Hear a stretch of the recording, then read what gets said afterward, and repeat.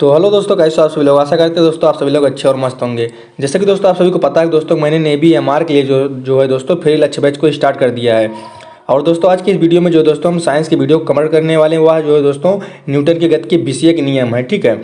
और उसमें जो है दोस्तों जो मोस्ट इंपॉर्टेंट क्वेश्चन है दोस्तों आज की जो है दोस्तों इस वीडियो में जो दोस्तों हम कवर करेंगे। और यह वीडियो जो है दोस्तों पार्ट 1 है और वीडियो 5 है। यदि इसके पहले जो है दोस्तों आप लोगों ने वीडियो नहीं देखा है तो आप लोग जो है दोस्तों हमारे चैनल में जाकर के देख सकते हैं। तो चलिए दोस्तों आज के वीडियो को हम शुरू करते हैं। तो दोस्तों पहला क्वेश्चन है हमारा, किसी भी स्थिर या गतिशील वस्तु की स्थिति और दिशा में तब तक परिवर्तन नहीं होता है जब तक कोई उस पर बाह्य बल सक्रिय ना हो। तो दोस्तों यह किस नियम से संबंधित है आपको बताना है। न्यूटन की गति के विषय के प्रथम नियम से, या न्यूटन गति के विषय के तृतीय नियम से, या न्यूटन की गति के विषय के तृतीय नियम से, या गैलीलियो के गति के विषय नियम से। ठीक है दोस्तों। तो देखिए दोस्तों यह कह रहा है कि दोस्तों यह जो है संबंधित है न्यूटन के गति के विषय के प्रथम नियम से। अब दोस्तों न्यूटन के गति का प्रथम नियम क्या होता है दोस्तों, यह होता है दोस्तों जैसे कोई वस्तु जो है विरामावस्था में है तो वह जो है दोस्तों विरामावस्था में रहेगी जब तक कोई उस पर जो है हम बाह्य बल नहीं लगाएंगे। तो यह जो दोस्तों न्यूटन की गति का प्रथम नियम है। और दोस्तों मैं आप सभी को बता दूं कि यह जो है दोस्तों जड़त्व का नियम भी कहते हैं इसे हम लोग। क्या कहते हैं? जड़त्व का नियम भी इसे हम कहते हैं। ठीक है, तो चलिए चलते हैं दोस्तों अब हम अगले क्वेश्चन की तरफ। तो दोस्तों जो अगला क्वेश्चन है हमारा, न्यूटन के गति के तीसरे नियम के अनुसार क्रिया तथा प्रतिक्रिया से संबंध वाला है। तो दोस्तों यह क्या कौन सा है दोस्तों? यह दोस्तों हमेशा भिन्न भिन्न वस्तुओं पर ही लगे होते हैं। ठीक है, तो ऑप्शन सी नंबर जो है दोस्तों हमारा राइट आंसर हो जाएगा। चलिए चलते हैं दोस्तों अब हम अगले क्वेश्चन की तरफ। तो दोस्तों जो अगला क्वेश्चन है हमारा, प्रत्येक क्रिया के बराबर विपरीत दिशा में प्रतिक्रिया होती है या है।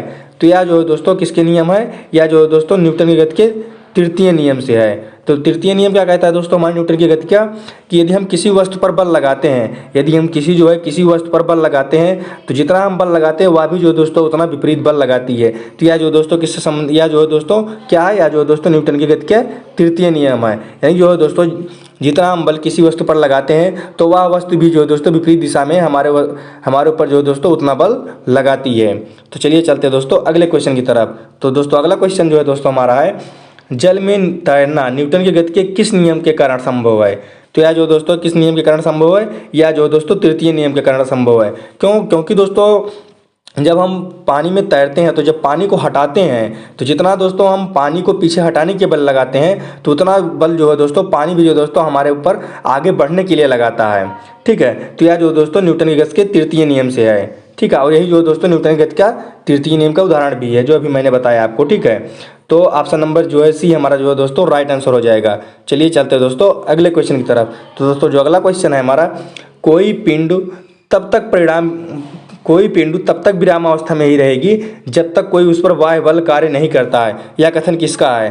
तो यह जो दोस्तों न्यूटन का है। अब दोस्तों इसके पहले भी मैंने बताया अभी कुछ समय पहले कि यह जो दोस्तों कौन सा नियम है, या जो है दोस्तों न्यूटन का चौथा नियम है या दोस्तों प्रथम नियम है। ठीक है, प्रथम नियम क्या कहता है दोस्तों? यही प्रथम नियम कहता है कि कोई भी वस्तु हो तब तक वह विरामावस्था में रहेगी जब तक जो है दोस्तों हम कोई उस पर बाह्य बल ना लगा दें।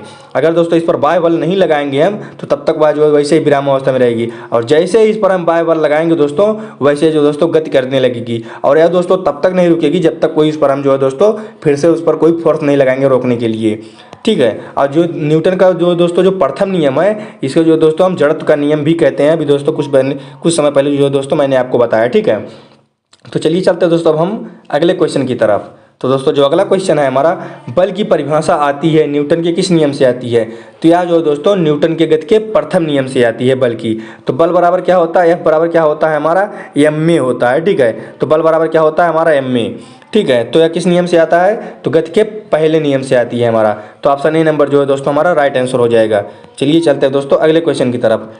तो दोस्तों जो अगला क्वेश्चन है हमारा, किसी पिंड के उस गुणधर्म को क्या कहते हैं जिसे वह सीधी रेखा में विराम या एक समान गति की स्थिति में किसी भी परिवर्तन का विरोध करता है। तो यह जो दोस्तों जड़त्व का नियम कहते हैं। ठीक है, और जड़त्व का नियम क्या होता है? यह जो दोस्तों न्यूटन की गति का प्रथम नियम होता है। ठीक है, तो ऑप्शन बी नंबर जो है दोस्तों हमारा राइट आंसर हो जाएगा।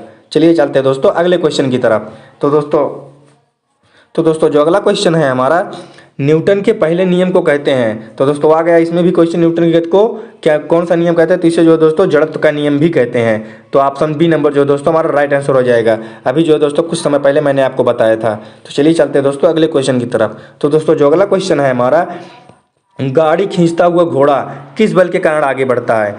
तो यह जो है दोस्तों पृथ्वी द्वारा घोड़े के पैर पर आरोपित बल से लगता है। और यह जो दोस्तों मैं आप सभी को बता दूं, यह जो है दोस्तों न्यूटन के तृतीय नियम के कारण संभव होता है, एक तरीके से कह सकते हैं आप। क्यों? क्योंकि दोस्तों यह जो है दोस्तों क्रिया प्रतिक्रिया के नियम आता है। जब जो है दोस्तों घोड़ा जो है पृथ्वी पर बल लगाता है तो पृथ्वी जो है दोस्तों घोड़े के ऊपर बल लगाती है, जिसके कारण जो है दोस्तों घोड़ा जो है दोस्तों आगे बढ़ पाता है। तो यह जो है दोस्तों न्यूटन की गति के तृतीय नियम से संबंधित है और इसे जो है दोस्तों क्रिया प्रतिक्रिया का नियम भी कहते हैं। तो ऑप्शन डी नंबर जो है दोस्तों हमारा राइट आंसर हो जाएगा। चलिए चलते हैं दोस्तों अब हम अगले क्वेश्चन की तरफ। तो दोस्तों जो अगला क्वेश्चन है हमारा, चलती हुई बस जब अचानक ब्रेक लगती है तो उसमें जो है बैठे यात्री जो है दोस्तों आगे की दिशा में गिरते हैं। तो दोस्तों इसको जो है किसके द्वारा समझाया जा सकता है। तो इसको जो है दोस्तों हम न्यूटन के गति के पहले नियम के से जो है दोस्तों हम समझा सकते हैं।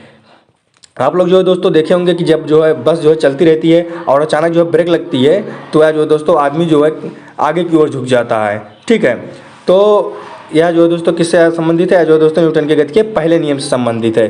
तो चलिए चलते हैं दोस्तों अब हम अगले क्वेश्चन की तरफ। तो दोस्तों जो अगला क्वेश्चन है हमारा, रॉकेट किस सिद्धांत पर कार्य करता है। तो दोस्तों रॉकेट जो है दोस्तों हमारा किसके सिद्धांत पर कार्य करता है, तो यह जो दोस्तों न्यूटन के तृतीय नियम का जो है दोस्तों कार्य करता है। न्यूटन के तृतीय नियम के सिद्धांत पर कार्य करता है। दोस्तों न्यूटन का तृतीय नियम क्या होता है, अभी मैंने आपको बताया था कि जब हम किसी वस्तु पर बल लगाते हैं तो वह जो है दोस्तों उतना ही बल जो है दोस्तों हमारे ऊपर भी बल लगाती है। तो यह जो है दोस्तों न्यूटन का तृतीय नियम है। यानी जो दोस्तों जब हम किसी पिंड पर किसी भी चीज़ पर बल लगाते हैं तो उतना ही बल जो है उतना दोस्तों विपरीत दिशा में वह भी जो है दोस्तों लगाती है। यही जो है दोस्तों हमारा क्रिया प्रतिक्रिया का नियम कहलाता है। और यह जो रॉकेट जो है दोस्तों जो रॉकेट होता है तो यह जो है दोस्तों जो इसमें भरी रहती हैं गैसें, जो भी इसमें भरा रहता है, तो जब यह जो दोस्तों पृथ्वी की तरफ बल लगाती है तो इसके ऊपर भी जो दोस्तों पृथ्वी की तरीके से जो है दोस्तों मतलब पृथ्वी से भी जो दोस्तों एक तरीके से बल कार्य करता है, जो कि दोस्तों हम क्रिया प्रतिक्रिया का नियम भी कहते हैं। और यह जो दोस्तों न्यूटन के तृतीय नियम के सिद्धांत पर आधारित है। तो यह जो दोस्तों किसके नियम पर आधारित है, न्यूटन के तृतीय नियम पर। तो रॉकेट का सिद्धांत न्यूटन के तृतीय नियम, ऑप्शन ए नंबर जो दोस्तों हमारा राइट आंसर हो जाएगा। चलिए चलते हैं दोस्तों अगले क्वेश्चन की तरफ। तो दोस्तों जो अगला क्वेश्चन है हमारा, अश्व एक चलना प्रारंभ कर दे तो अश्वरोही के गिरने की आशंका कारण है। तो यह जो दोस्तों विश्राम जड़त्व के कारण है। और यह विश्राम जड़त्व यह जो दोस्तों न्यूटन का पहला नियम है। ठीक है, चलिए चलते दोस्तों अब हम अगले क्वेश्चन की तरफ। तो दोस्तों यहीं पर हो जाता है दोस्तों हमारा क्वेश्चन जो है दोस्तों समाप्त। तो यह जो दोस्तों न्यूटन के गति के नियम से जो दोस्तों मोस्ट इंपॉर्टेंट क्वेश्चन थे। ठीक है दोस्तों, तो आशा करते हैं दोस्तों यह वीडियो आप सभी को पसंद आई होगी। तो दोस्तों यदि आप लोगों ने इसके पिछले की वीडियो नहीं देखा है तो दोस्तों प्लेलिस्ट बनी है, आप लोग हमारे चैनल में जो है दोस्तों जा करके देख सकते हैं। तो मिलते हैं दोस्तों जल्द से जल्द न्यू वीडियो के साथ, तब तक के लिए जय हिंद जय भारत।